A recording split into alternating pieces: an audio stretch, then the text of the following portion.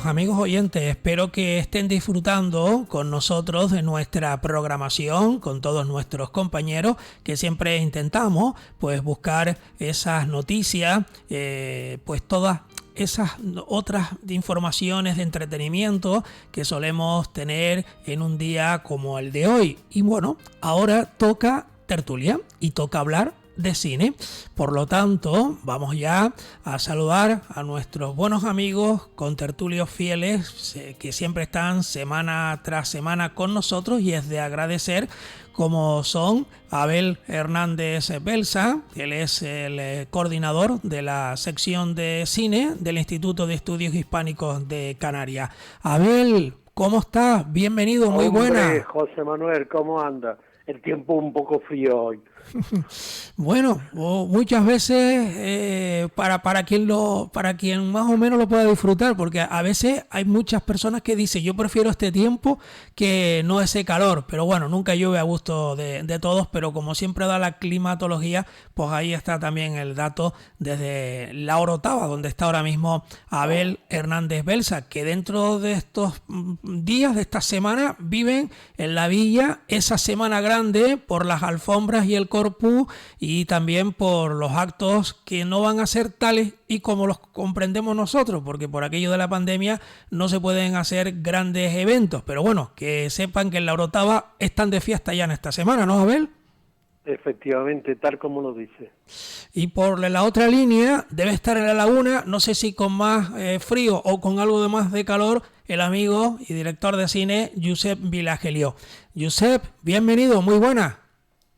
Hola, ¿qué hay? Nada, aquí estamos, con ganas de hablar de cine. Sí, señor. Y hoy hemos invitado a David Delgado, él es cineasta, que ya está por la otra línea. David, un saludo muy fuerte desde aquí, desde los estudios. ¿Qué tal estás? Hola, un saludo a todos. Pues muy bien, espero que estén todos bien por ahí. ¿Sí? Por Las Palmas bien también. Sí, señor. Te saluda Abel. Hola, David, ¿cómo te encuentras? ¿Bien? Hola, Abel, sí, muy bien. Espero que ustedes también. Y Josep, oye, me alegro bastante. Y Josep, que también te saluda, ¿eh? Hola, a ver si nos damos un salto de isla en isla y podemos seguir con nuestras tertulias de cine presenciales.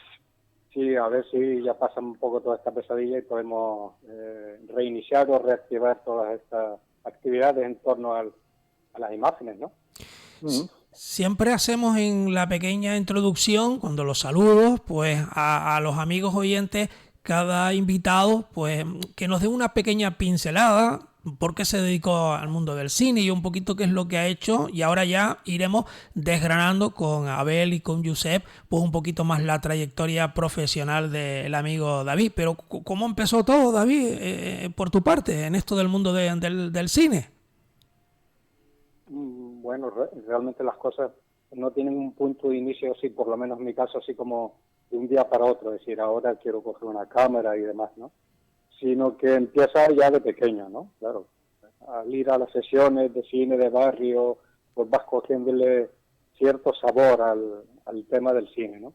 Y poquito a poco la cosa fue así hasta que en los años 80, principios de los 80, creo yo, estábamos todavía en la época del instituto, la formación profesional, todas estas historias, con esa edad de la adolescencia, vi un anuncio que se anunciaba un curso de cine, de iniciación al cine, en la Casa Museo Colón del Cabildo de Gran Canaria.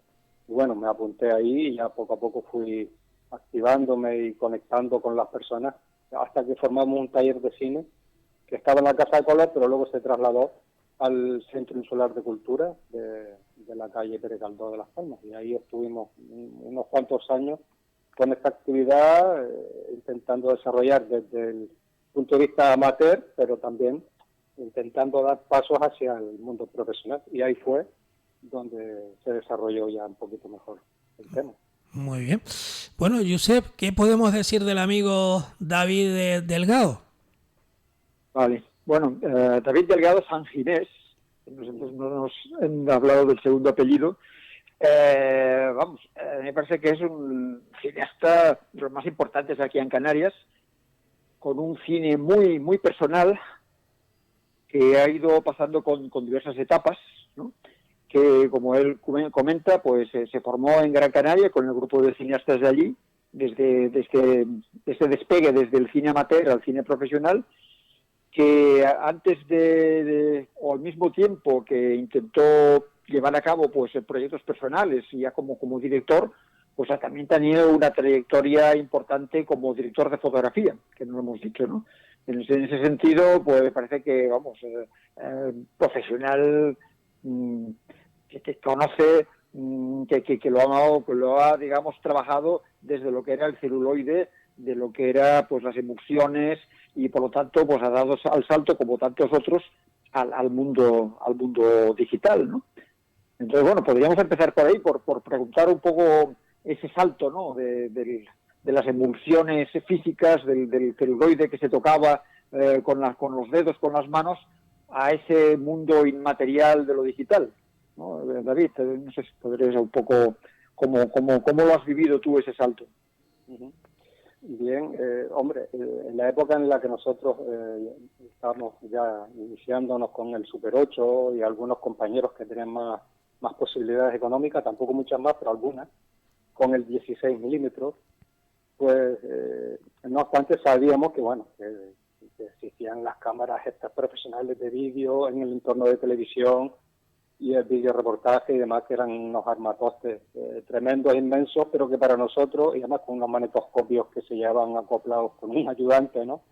Y a través de cable, pero nosotros sabíamos, o no, o sea, era impensable el hacer cine en vídeo, o sea, que eso era una cosa era para lograr unas imágenes tipo reportaje, vamos a llamarlo así, periodísticas, y lo otro era puramente para el cine. O sea, era impensable llegar a pensar en el punto en que las cámaras se iban a trasladar prácticamente a nuestros bolsillos, ¿no?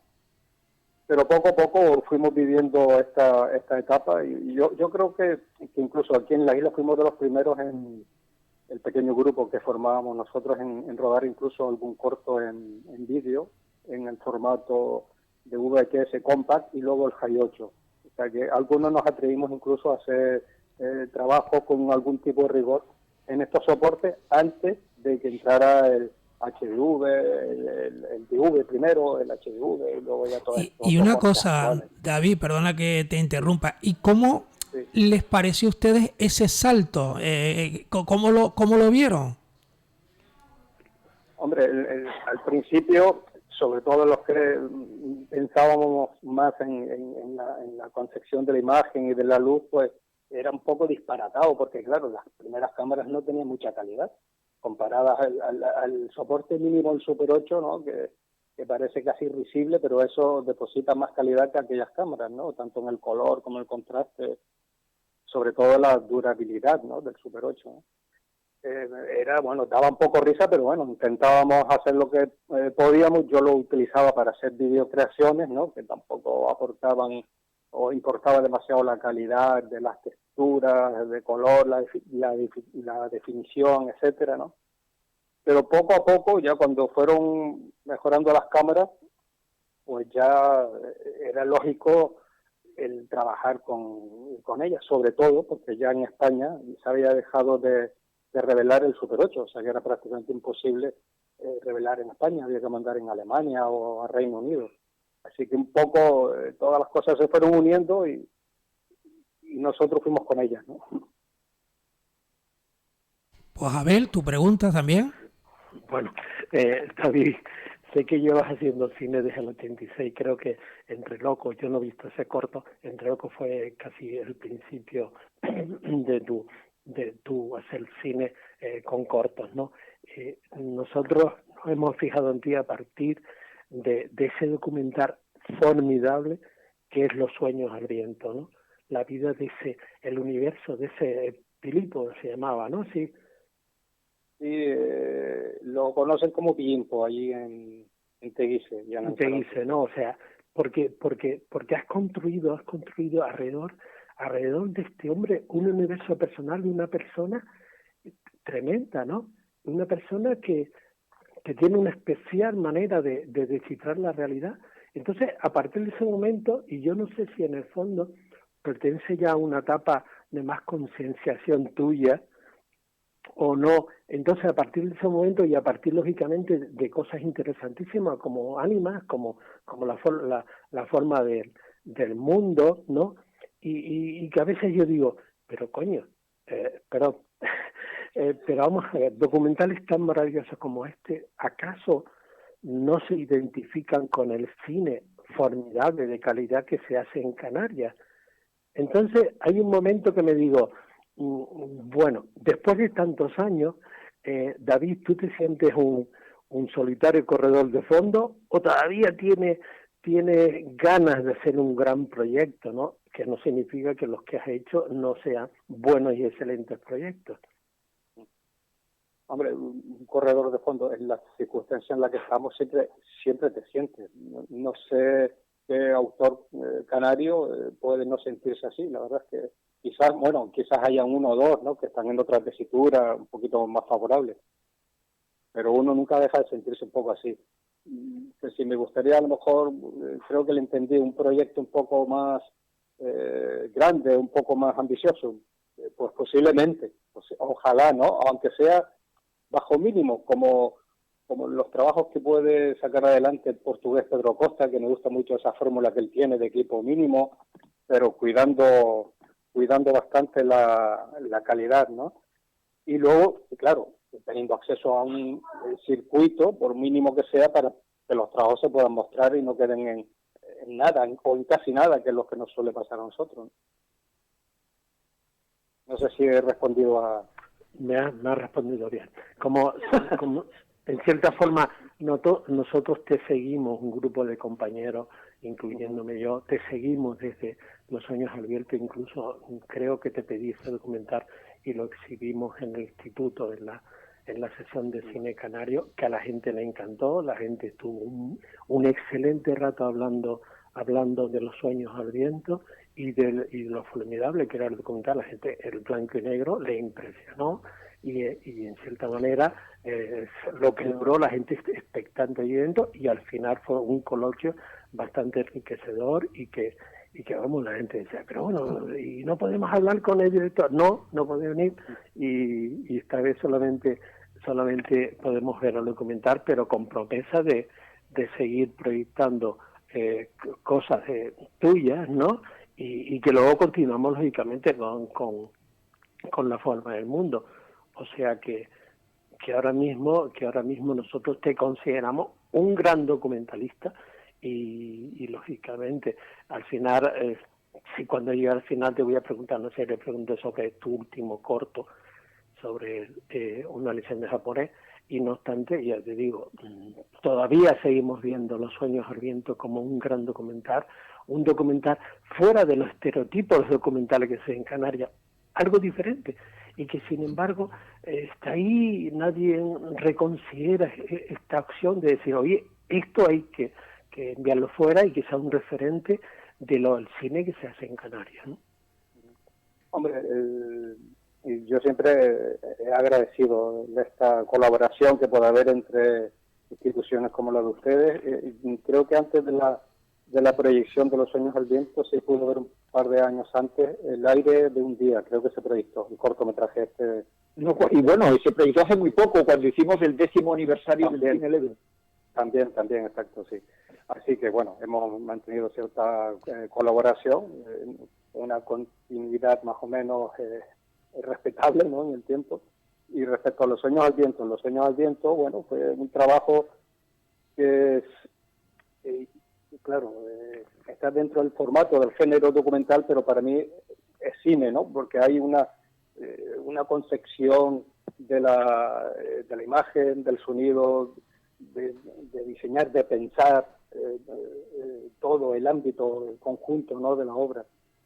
Aunque en esta, claro, Los Sueños al Viento, al ser un tema real, con imágenes reales, un personaje real, pues había también grandes dosis de improvisación, y con Pillimpo era también complicado trabajar por la edad de él y porque él también vivía en un ámbito muy concreto, ¿no?, de su vida y la forma que él tenía de percibir el mundo y la realidad. Entonces él nos dejaba estar allí con él, pero era muy difícil realmente atenernos a cuestiones más preparadas, ¿no? Más diseñadas. Entonces fue un poco complicado el rodaje por eso.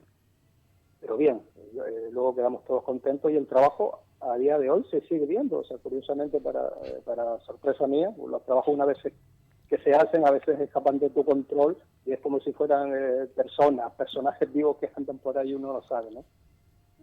Contactaron con nosotros desde el MACBA de Barcelona, el Museo de Arte Contemporáneo, y creo que se proyectará la semana que viene dentro de un ciclo de cine y jardín. Creo que este año será la 7ª edición, si mal no recuerdo. Así que, bueno, la película de aquella manera sigue su peculiar camino solitario, ¿no? Está bien. Bueno, yo creo que esto está dentro de una trilogía de películas que has hecho en Lanzarote. Además, las tres como bastante importantes, ¿no? Porque primero está el tema de Stipo, es decir, este pintor importante que además creo que se murió ahora hace muy poco, ¿no? Sí. Y que no sé si fue un encargo del Tenerife, del TEA, vamos, el Espacio de las Artes, o fue que tú les propusiste y luego te apoyaron en ese proyecto. La verdad que ese proyecto fue una cosa curiosa porque no fue un encargo, o sea, esto fue una cosa entre amigos. Yo tenía ahí viviendo en Lanzarote, todavía vive ahí en Lanzarote Melchor López, el poeta, que es de ahí de Los Silos, de Tenerife, y da clases ahí en la Escuela de Artes y Oficios de Pancho Lasso, en Arrecife. Y entonces a través de él y otro amigo, también profesor, que estaba en ese momento allí, que habían conocido a Stipo, habían visto su obra, su casa, refugio, museo, todo al mismo tiempo, se habían quedado tan entusiasmados, y conociéndome uno de ellos, el tipo de cine que hacíamos en ese momento, junto con Pedro García también, pues nos propusieron por lo menos el conocer a Stipo, el conocerlo. Entonces, bueno, primero fue a través de unas fotos que nos mandaron por internet y demás, y poquito a poco fuimos entrando en esa dinámica de pensar en el personaje, de ver si valía la pena, si podía estar dentro de nuestra escala espiritual o cinematográfica, ¿no? Por llamarlo de alguna forma. Y fuimos, al principio Pedro y yo nos desplazamos a Lanzarote con la intención de conocer al artista, pero le dije, mira Pedro, vamos a llevar todos los bártulos por si acaso la cosa fluya y podamos empezar a rodar. Como así fue. Realmente empezamos a rodar desde el primer día que llegamos, según lo conocimos, porque el hombre de Stipo era una persona muy abierta, nos enamoró inmediatamente, nos puso a disposición completa su casa, su propia persona, todo, o sea, fue tan fácil, el no empezar a rodar en ese momento era una tontería. Entonces, y una cosa personal. David, como estás explicando ahora esto un poquito para que el amigo oyente que nos está escuchando, cuando se llega a este escenario, vamos a decirlo así, a su casa, a su entorno y demás, en este caso, David, tú y tus compañeros llevaban algo ya en concreto, a ver, tiramos por aquí, esperamos a ver qué nos dice, o sobre la marcha se va haciendo todo. Claro, es que no hay un plan cerrado, una forma por la que empezar, todo depende de las circunstancias, del personaje, de la disposición, ¿no? Pero ya les digo que con Stipo Pránico fue todo demasiado fácil desde el principio. Era como un abuelo para nosotros, o un padre, o un hermano mayor, y un guía incluso. O sea, para nosotros fue todo demasiado fácil. Entonces, bueno, las cosas se van dando. Entonces, a lo mejor empiezas por los pequeños detallitos que no comprometen a mucho.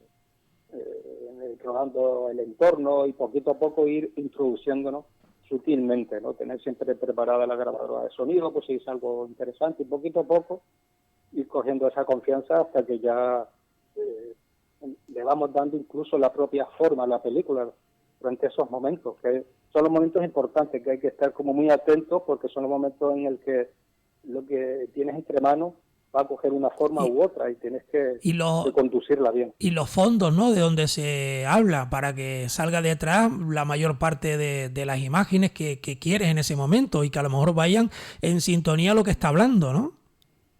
Sí, claro, tienes que estar atento a todo. Si el personaje dice tal cosa, a lo mejor puede recurrir a cuestiones de su memoria, pues a lo mejor busca fotos, o si habla del paisaje, pues claro, tienes que estar atento a cuáles son los paisajes que le gusta o el entorno en el que está la propia localización y demás. Tienes que estar atento a todo, eres como una antena parabólica y una esponja. Sí, en el documental no puedes estar despistado, tienes que estar completamente abierto porque son películas que se van creando sobre la marcha. David, y luego esto no interviene el TEA, y entonces quiero recordar que se hace una exposición de su obra allí y al mismo tiempo se proyectan tus documentales, porque no solamente fue uno, sino fueron como 2 o 3 trabajos construyendo a partir del material que fueron rodando allí. Sí. Es que lo curioso de este tema fue que a mitad de rodaje, más o menos, nosotros rodamos con el equipo a lo largo de 2 semanas. Primero una semana, luego nos dimos un pequeño descanso, el equipo necesitaba también algunos cuidados, cuestiones de salud, y volvimos, no sé si al mes y medio después o algo así, o al mes, a rodar otra semana. Pero antes de empezar la segunda semana ya el TEA se había puesto en contacto con nosotros porque se enteraron de que estábamos rodando esta historia y no sé si fue casualidad o no, pero ellos estaban pensando en preparar una retrospectiva, una gran exposición dedicada a esquizofrénico que no había expuesto en una sala grande de Canarias, si no me falla la memoria, creo que eran pequeñas salas de arte y demás. Y anteriormente sí había expuesto en el Iván de Valencia. Y fue así, como conectamos con el TEA y nos hicieron la propuesta, claro, de hacer varias piezas más cortas para poder verse en el entorno del museo. Y bueno, pues así surgió. David, perdón, lo que yo te comentaba era de que hemos visto que en todos los documentales la gente se identifica plenamente contigo. O sea, no se sienten violentos, no se sienten fuera de plano, no se sienten violentados en su vida personal ni nada por el estilo, sino inmediatamente hay un comportamiento, un dúo entre el director y los autores, te hablo también de La forma del mundo, donde la gente actúa con naturalidad. Le das confianza. Es que realmente antes has hablado mucho con él, ¿cuál es la fórmula tuya para poder llegar perfectamente a los personajes y no se sientan un poco violentados en su forma de ser, en su forma de vivir, etcétera, etcétera? Claro, por lo menos en la técnica, a lo mejor es inconsciente al principio, pero luego te vas dando cuenta de que esas formas de hacerlo, que es la del antropólogo, la del etnógrafo, que es llegar a los sitios y no ser un cara dura, o sea, es un poco entender la tesitura del personaje, el lugar, respetar absolutamente todo lo que estás viendo y proponer desde la sinceridad. Entonces es un poco el abordaje que se hace a través del estudio de campo, de la antropología y la etnografía. Y por ahí es un poco la que yo creo que hay que aceptar este tipo de obras. No puede llegar con la prepotencia típica que he visto algunas personas así dentro del mundo del cine más profesional y a veces incluso no profesional, de personas que están un poco más allá, pues por encima del bien y del mal, se puede decir. Llegan a los sitios y no respetan ni al entorno, no digo que estén violentándolo, pero son personas a lo mejor poco atentas, ¿no? A mí esas formas no me gustan. Entonces, buscas también, ¿no? Yo creo que encuentres una identificación del mundo personal, de la filosofía que pueda tener ese personaje y la tuya propia. Entonces hay un acercamiento y hay probablemente el pintor o la persona el escultor extraño del Sueño del Viento, no sé hasta qué punto sienten que hay como una identificación tuya en lo que hace el personaje, ¿no?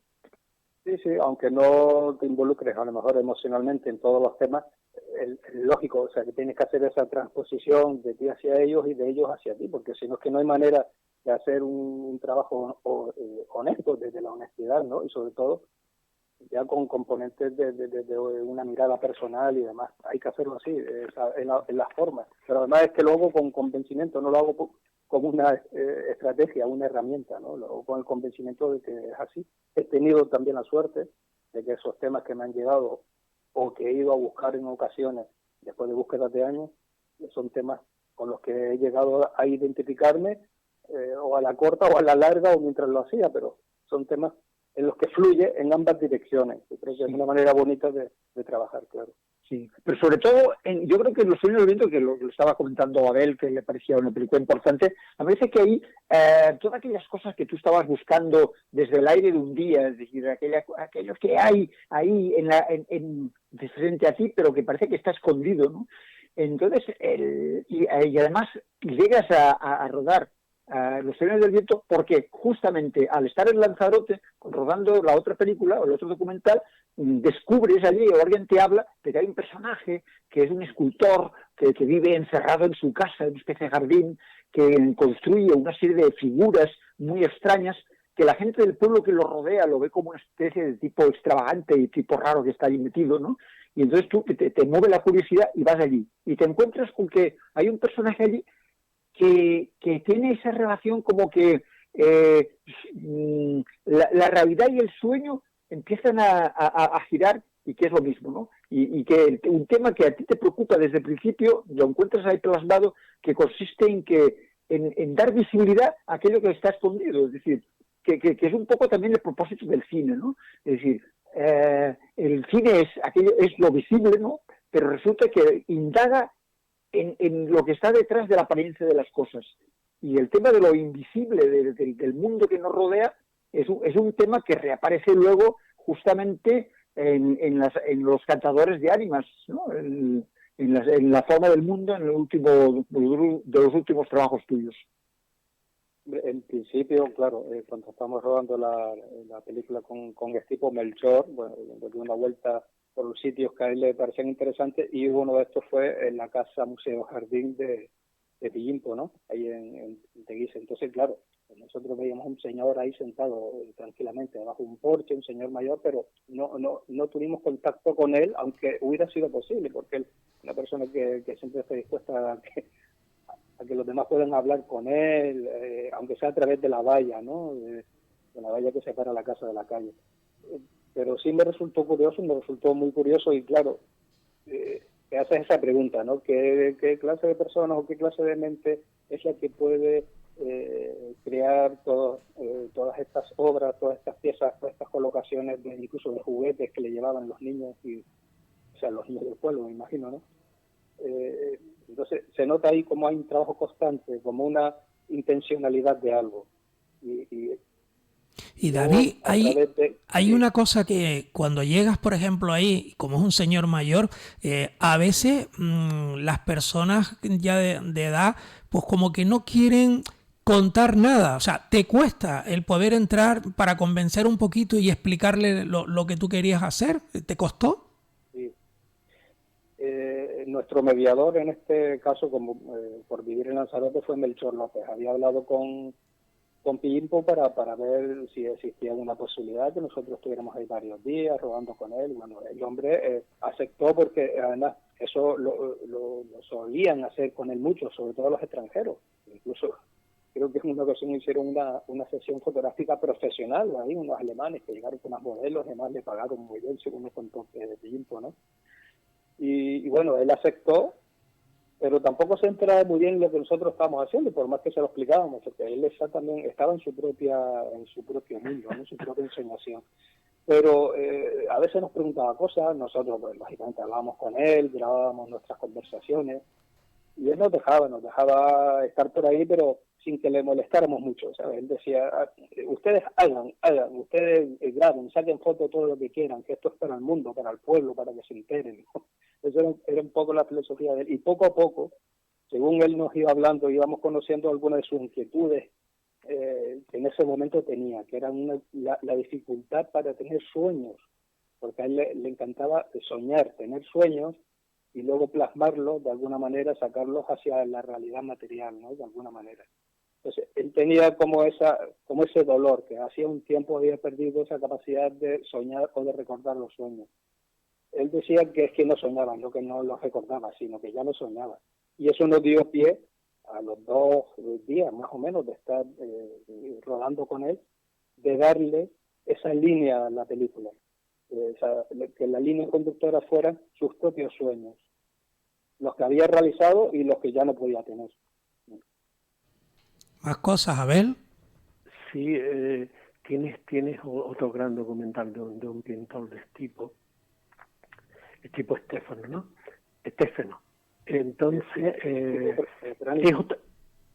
es otro personaje, es otra forma de vivir la vida, o ¿cómo lo viste en su momento? He oído muy mal la pregunta porque se iba la señal. Sí. Perdona. No, que tienes un gran documental de tipo Pránico, ¿no? Y creo que se titula La luz de los espacios, ¿no? Cuadros blancos.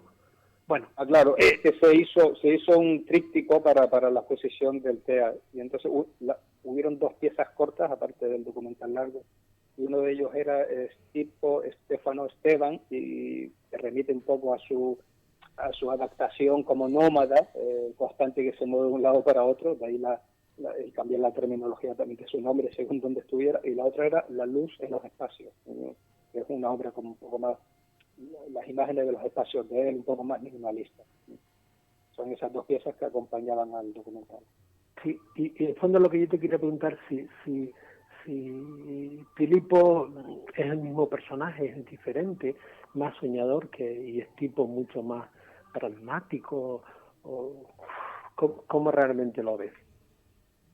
Sí, claro, son personajes, tienen su cercanía, tienen su punto de conexión. El primero es la isla, ¿no? El paisaje, la dureza de la isla y su hermosura al mismo tiempo, el viento, etcétera. Todas estas constantes, el color, la luz, todo esto son constantes de ellos, ¿no? De ambos personajes. Pero lo que pasa es que el tipo era una persona, claro, con una vertiente ya artística muy marcada, muy consciente, habiendo estudiado en su momento también en su país, habiendo hecho un recorrido por Europa, haciendo contacto con autores muy importantes del mundo del arte, y Filippo era todo lo contrario, era una persona del pueblo, llana, sencilla, con estudios mínimos, que simplemente para saber leer y escribir, y que lo que hacía con el arte, que era a través de sus sueños, sus inquietudes, era a partir de un autoaprendizaje, o sea, que nunca fue en ninguna academia, sino que era un poco lo que él veía. Él decía, yo he hecho mi casa con mis propias manos, pero era aprendiendo a ver cómo se hacían las casas. Me apuntaba a un curso a lo mejor y luego estaba 3 días porque solo me interesaba saber cómo echar la plomada, etcétera. Y con su obra igual, un autodidacta. Entonces la forma de abordar la concepción de la creatividad en ambos era también diferente. Entonces eran personajes con similitudes, pero muy diferentes también. En la fachada de la casa de este hombre estaba dibujado un ojo, y a mí me parece que esto le das mucha importancia al tema del ojo, porque efectivamente el ojo es un poco lo que ve, lo que mira, y esto es lo que tú identificas con el cineasta, ¿no? Claro. Y además hay otra cosa curiosa que claro, miras y parece que el cine lo que hace es mirar lo real, es decir, lo que está delante, ¿no? La apariencia de las cosas.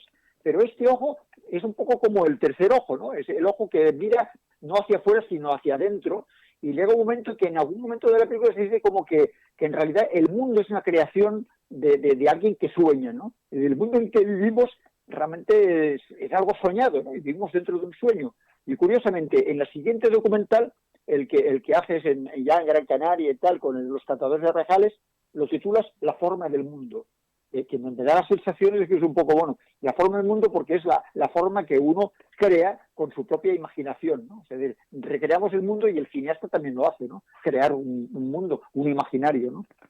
Sí, claro, la cuestión del ojo es muy simbólica, muy metafórica. El propio Pinto nos dijo que el ojo ese podía ser, porque él todo siempre lo hablaba así, esto puede ser el ojo del sabio que lo sabe todo, la mente, el ojo del sabio que ya lo sabe todo y que no necesita de nada más, y que por eso se refugia, se mete en una cueva y sueña.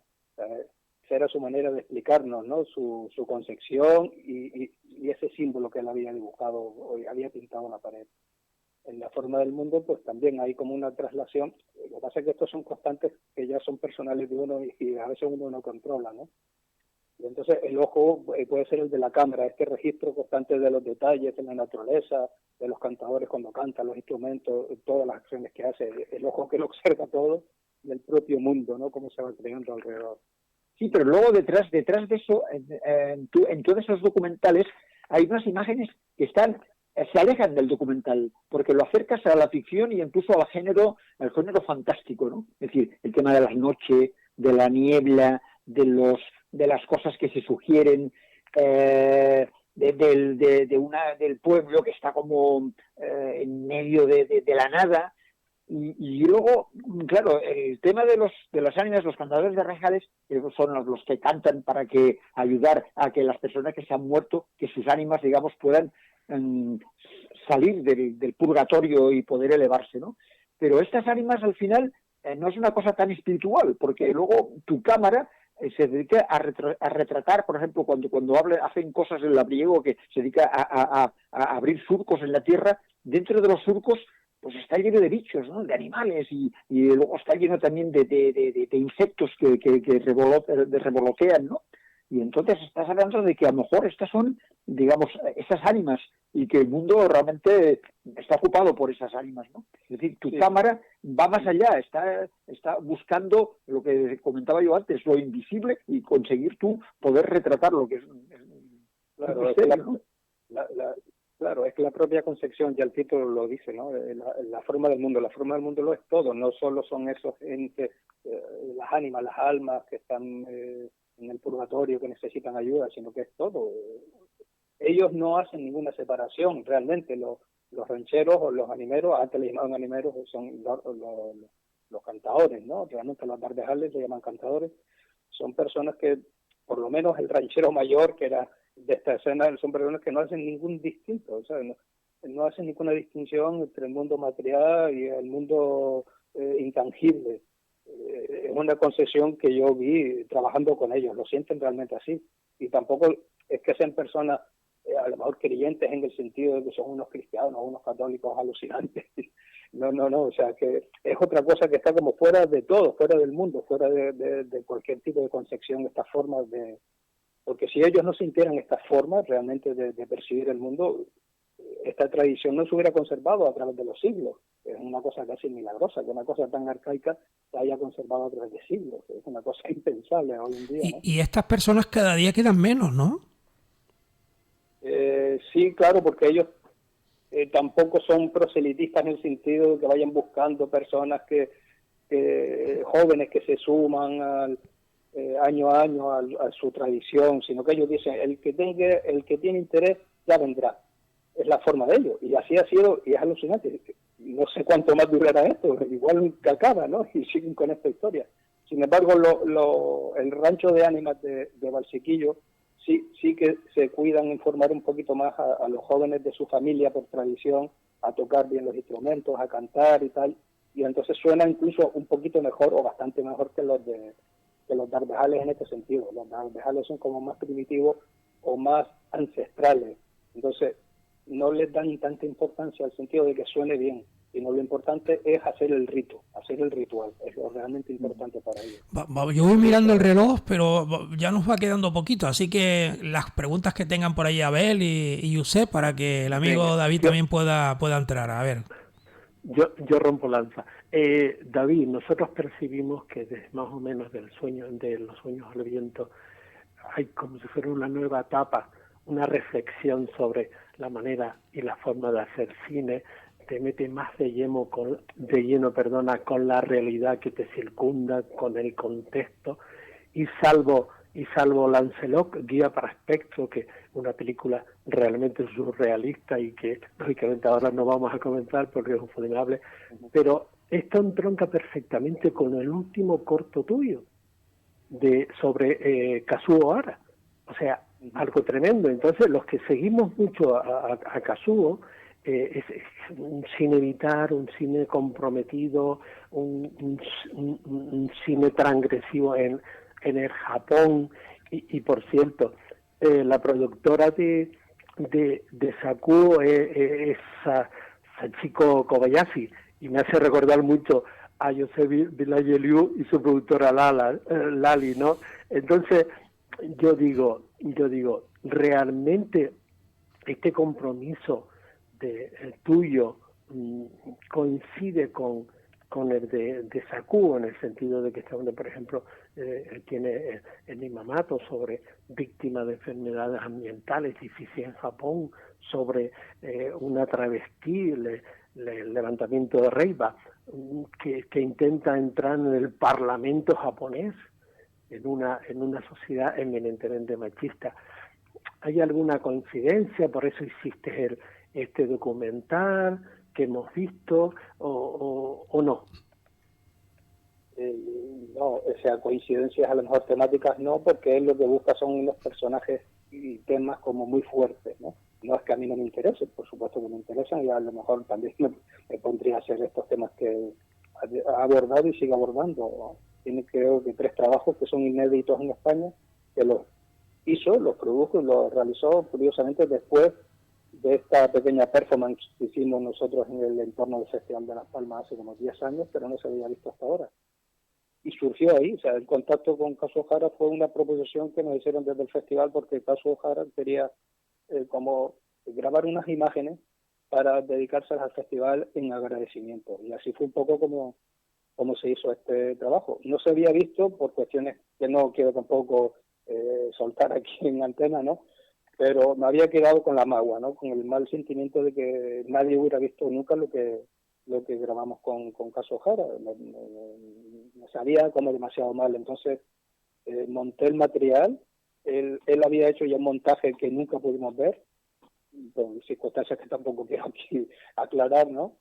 Pero yo nunca vi ese montaje. Entonces, bueno, yo tenía el material bruto, lo monté y le enseñé al mundo, sobre todo al entorno de Las Palmas del festival, que era para lo que se había hecho este trabajo. O sea, que fue un trabajo circunstancial. Yo, lógicamente, me gustó mucho trabajarlo con él, conocerle personalmente, y se puede decir que fue como una mera coincidencia agradable, pero bueno, a veces las cosas pues crean lazos y nexos curiosos. El propio Kazuo Hara nos lo decía, ¿no? Como que a veces se crean conexiones entre las personas que no entendemos bien por qué, pero tienen algún sentido, aunque no lo veamos claro, ¿no? Bueno, Josep, por tu parte. No, pues un poco para cerrar esto, vamos, hay de todas maneras, no con este director en concreto, pero sí que hay una influencia o por lo menos un interés muy grande con el cine japonés, especialmente con Ozu, y bueno, y tienes ese pequeño corto que es una maravilla, que es un cortito que ruedas en la azotea de tu casa y que lo único que se ven son pues lo que ves tú alrededor de esta azotea, que son pues más azoteas y antenas y luego se oye el rumor de la ciudad. Y ahí entró un poco también con ese interés de lo invisible, ¿no? Es decir, que la ciudad en realidad está presente a pesar de que apenas se ve nada de la ciudad, simplemente que está allí como un fondo, ¿no? Sí, realmente este fue un ejercicio que yo empecé a hacer, imágenes sueltas, sin un sentido concreto, y luego me propusieron desde la revista Piedra y Cielo, que creo que ya no se edita desde hace un par de años, bueno, era en formato digital, me propusieron hacer una pieza de vídeo para incluirla en uno de los números. Y yo dije, cónchale, si tengo una serie de imágenes que puedo darle un sentido concreto a esto, y entonces fue cuando surgió ya la idea de terminarla bien con un tipo de imágenes que conectar con esta visión directa, sencilla de los objetos, ¿no? Lejanos y cercanos que hacía Yasuhiro Ozu. La última es una serie que yo quería seguir desarrollando y seguramente lo terminaré desarrollando en algún momento, que no se quedara solo en esta pieza sencilla, ¿no? Pues la última por mi parte, David, ¿qué te faltaría por hacer? Es una pregunta que yo suelo también hacer mucho aquí a los invitados, porque has hecho muchas cosas extraordinarias, pero estarás trabajando también en algunas otras cosas. ¿Y qué te gustaría hacer que todavía no has podido hacerlo? Me gustaría hacer muchas cosas y durante mucho tiempo, aunque no sean muchas cosas, pero que sean con cierta continuidad, ¿eh? A lo mejor una cada 3 años o algo así, hasta que uno ya no tenga más fuerza. Pero sobre todo hay una cosa que me quita a mí el sueño, que es el poder hacerlas con algo de medios pero de medios no me refiero a tener un helicóptero, tener una grúa inmensa, no, esas son cosas muy superficiales para mí. Cuando digo de medios es poder tener unos medios para poder pagar bien a la gente durante el tiempo que quiere rodar y no rodar con prisa 6 días, si podemos estar 3 meses mejor que 2 días o una semana y poder pagarle a las personas y vamos, lo que se merece cada persona por su trabajo y por su tiempo. Y esa es un poco la inquietud que siempre tengo. Si voy en busca de un proyecto con presupuesto, esto me va a costar mucho sacarlo adelante, a lo mejor no voy a conseguir la ayuda necesaria y siempre estás con esa idea, con ese freno. Es muy difícil en Canarias y si no tienes los contactos bien establecidos, es realmente muy complicado acceder a tipo de ayuda simplemente para hacer incluso este tipo de obras más sencillas y más asequibles para producir. Pero bueno, estamos en esa tesitura y imagino que algo lograremos hacer todavía. Bueno, pues vamos entrando ya en la despedida, Abel, pues ahí en la despedida por tu parte para David.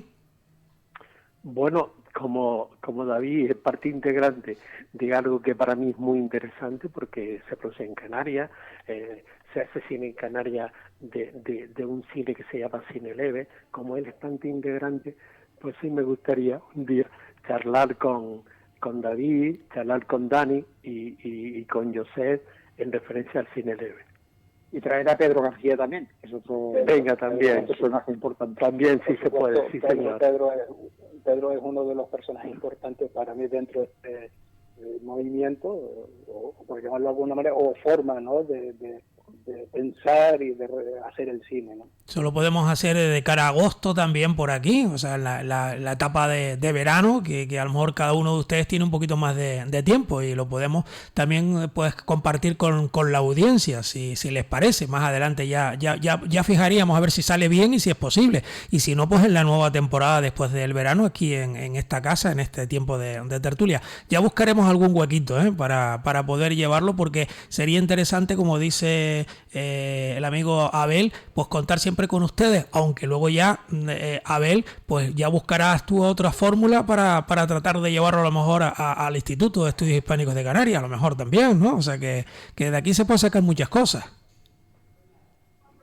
Bueno, sí, ya José también buscará fórmulas y sobre todo un especial dedicado lógicamente al cine leve, que es lo que yo me refiero. Exactamente. Que llevamos hablando de eso, vamos, todo el año, pero bueno. Pero bueno, un especial con porque nunca los hemos reunido a todos, ¿no? Sí, habrá que ir pensando en eso, sí, es verdad, la idea de Abel es buena, ¿eh? Sí. Bueno, pues ya, yo voy mirando el reloj ya y vamos despidiendo. ¿Algo más, Josep, por tu parte, también para David? Nada, bueno, leer unas líneas que escribió David, que me envió ayer por la noche, y digo, parece interesante. Pues, él, entre muchas cosas, pues simplemente dice que, hablando del cine, ¿no? El cine es algo intangible, un mundo de ideas y de imágenes casi fantasmales que piden salir de su imaginario, del mundo de la imaginación receptora de los creadores. Y añade, es un misterio. Por lo tanto, parece que define muy bien un poco lo que hemos hablado. Es decir, que hablamos mucho de cine, pero en el fondo no sabemos lo que es. Pues aquí lo vamos dejando. David Delgado, ¿algo más por tu parte desde Gran Canaria? Pues no, simplemente darle las gracias y desearle mucha salud a todos y que sean felices. Pues muchísimas gracias, encantado de tenerte hoy por aquí. Un fuerte abrazo para todos. Vale, igualmente. Un abrazo. Pues muchísimas gracias, David Delgado. Abel Hernández Belsa, en una semanita te escucho por aquí de nuevo desde tu puesto. Estaremos por aquí y nos oímos. Sí, señor. Abel, que ocupa ese puesto de coordinador en la sección de cine del Instituto de Estudios Hispánicos de Canarias. Un abrazo, Abel. Y usted, igualmente. Vilageliu, director de cine, 1.000.000 de gracias también. Muchas gracias. A todos ustedes. Nos escuchamos la semana que viene. Sí, señor. David Delgado, cineasta, cuídate mucho. Hasta la próxima. Gracias. A ustedes. Chao.